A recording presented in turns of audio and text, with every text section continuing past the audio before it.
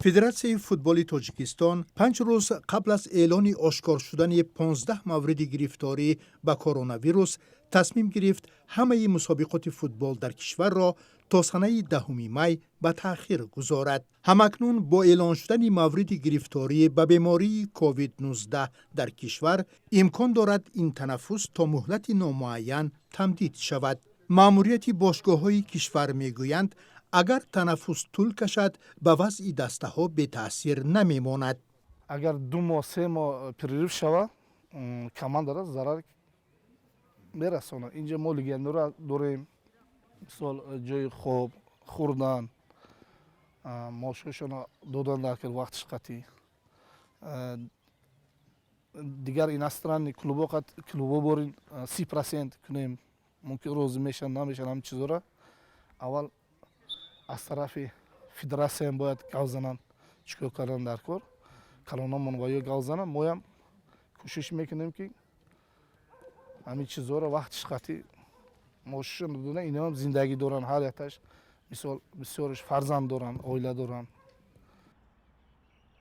با پهن شدن کرونا ویروس در سراسر جهان سر از ماه مارس تمام مسابقات ورزشی از جمله فوتبال قطع گردید. تاجیکستان در قطار بلاروس و نیکاراگوآ از کمترین کشورهایی بود که سبقت‌های فوتبال در دایره لیگ عالی ادامه داشت، هرچند حضور مخلصان در ورزشگاه ممنوع بود. فوتبال بدون تماشاگر هیچ است و مطمئنا سطح بازی‌ها را بسیار پایین می آورد و مطمئنا اگر فوتبال مخلص نداشته باشد هیچ جذابیتی بر بازی ها نیست. شما اگر دقت کنید الان فوتبال محبوب ترین ورزش جهان است. به خاطر چی؟ به خاطر مخلص. اگر مخلص نباشد که دیگر اون هیجانی که باید فوتبال داشته باشد نیست. ولی مطمئنا سلامتی مخلصا، سلامتی مردم مهمتر است. بدون حضور تماشابینان در ورزشگاه‌ها شروع شدن قهرمانی فوتبال تاجیکستان به جیب به این هم خالی اکثر باشگاه‌های کشور ضربه زد. اکنون پوره قطع شدن بازی‌ها وجود برخی از دسته‌ها را زیر سوال میبرد. تاثیر میکنن خیلی که میبینیم ما تو 8000 زریتل داشتیم ما تماشابینا را زریتل داریم ما از پیش با کارتا کردیم و کارتا را با زریتلو خفه شدن کمتر چون دیدن که کارانتین است از روی همین همون میفهمن این چیزا را وضعیت را. این وضع لگنرهای فوتبال تاجیک را هم در حال ناگوار قرار داده است. عرفان نژادی که 4 ماه پیش به دسته کوکتاش پیوست میگوید چند بازی اخیر نمیتواند به تیمش کمک کند.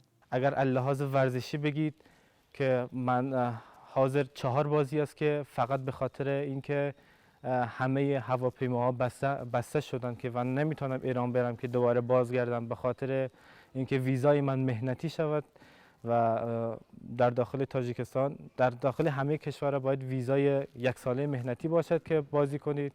در از لحاظ ورزشی این لطمه را به من زده است که 4 بازی حاضر عقب افتادم.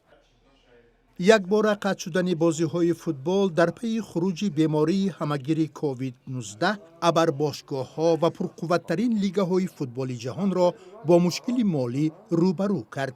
برای مثال کارشناسان ضرر مالی لالیگای اسپانیا را حدود 2 میلیارد یورو پیشگویی می‌کنند. فیفا اعلام کرد که در این دوره مشکل به سازمان‌های ملی فوتبال کمک مالی می‌رساند تا به آنها در مبارزه با عاقبت‌های پنجشنبه سرایت کرونا ویروس که موسم را قطع کرده است مساعدت کند. گفته می شود که 211 فدراسیون از جمله تاجیکستان مبلغ عمومی تقریباً 150 میلیون دلار دریافت خواهند کرد. به هر یک اعضای فدراسیون بین المللی برای دستگیری کاری آنها در دوره کرانتین 500,000 دلار پرداخت خواهد شد. اکثر باشگاه‌های فوتبال تاجیکستان باشند یگانه امیدشان به فدراسیون فوتبال کشور است، چون میگویند سرپرستانشان هم در وضع خوبی مالی قرار ندارند و دستگیری آنها را کم کردند.